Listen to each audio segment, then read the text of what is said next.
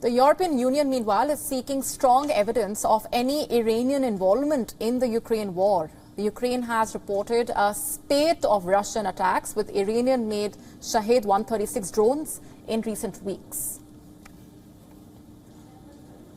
This is something that will be discussed. This is something that will be discussed, and we will look for concrete evidence about the participation that Iran is strongly, on the strongest possible term, they deny. Well, let's see which is the information. Kuleva will participate in the meeting.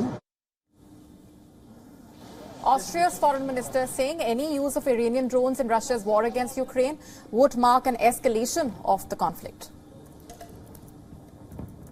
But it's true, you're absolutely right, that these Iranian-style kamikaze drones that we're apparently seeing in Ukraine now, that's already an escalation. One thing is not participating, and another thing is actively supporting the war of aggression with material on the Russian side. That has a different dimension. Meanwhile, Iran says it has not provided Russia with drones for use in Ukraine. Listen in. در خصوص جنگ در اوکراین هم جمهوری اسلامی ایران مخالف جنگه و متناسب با ظرفیت خودش و روابط خوبی که با هر دو طرف درگیری داشت تلاش‌های خودش رو انجام داده که به رویکرد نظامی خاتمه ببخشه.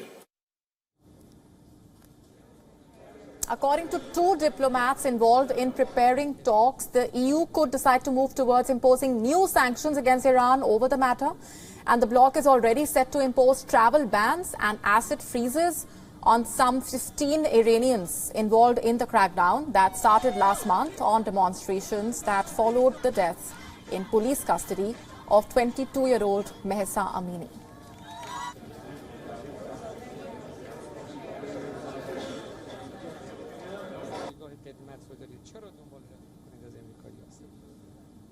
For more on this, David Patrikarakos, writer and journalist, author of War in 140 Characters and a Nuclear Iran, is with us live from London. Thanks very much for being here. Now, the European Union is seeking strong evidence of Iranian involvement in the Ukraine war.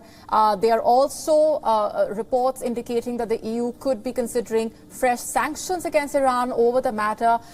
What is your reaction to these developments for now? Well, look, it's not a real surprise to me because, friends on the ground in Ukraine have been reporting the use of Iranian drones by Russia for a while now. I've seen footage, photos of, the drones which seem to be carrying, the marks of being Iranian-made drones. Something else, of course, is that Iran has, a long history of giving drones to partners. In the last Gaza war, there were drones used by Hamas that were clearly copied at least upon the Iranian Shahed drones. So yeah, it doesn't surprise me at all, and I think it's it's very much a new stage of this war. Let's just talk about the kind of involvement we are talking about here. Now, Ukraine has reported a spate of Russian attacks with Iranian-made Shahed-136 drones in recent weeks. What more do we know about the usage of these drones? Well, look, Iran is very good at things like this, and the drone thing is very interesting because what it does is it makes drones, one, that are very easy to export and relatively and comparatively cheap to make, and two, that are relatively and comparatively cheap to copy.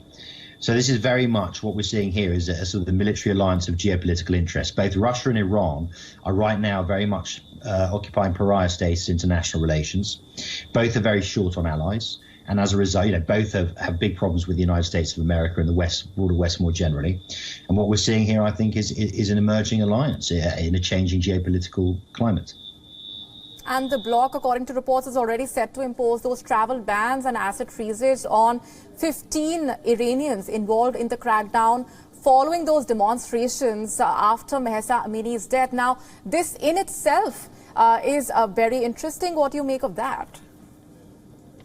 Well, again, Iran is at loggerheads with the international community on many levels. They are cracking down very hard on protesters inside the country. They're doing what they always do externally, which is, exporting violence and terror. And we're seeing a pushback. Iran, the regime is under intense pressure at home and now increasingly internationally. So we'll see what happens. We'll see what happens with the JCPOA, the nuclear deal. But as I say, this Russia and Iran have long had links anyway, economic links around the Busheshra power plant in Iran's nuclear program and various other things. But I mean, Iran was initially hoping, as Russian energy and Russian sanctions on Russia increasingly, was hoping that it might be able to sign the JCPOA and become an energy supplier of choice to the West again. But it looks like that's increasingly impossible given the crackdown at home. But again, this is very much, I think, a way of the future. These kind of alliances of what we describe as rogue states. David, we're leaving it there for the moment. Thanks very much for being here on the broadcast. WION now available in your country. Download the app now. Get all the news on the move.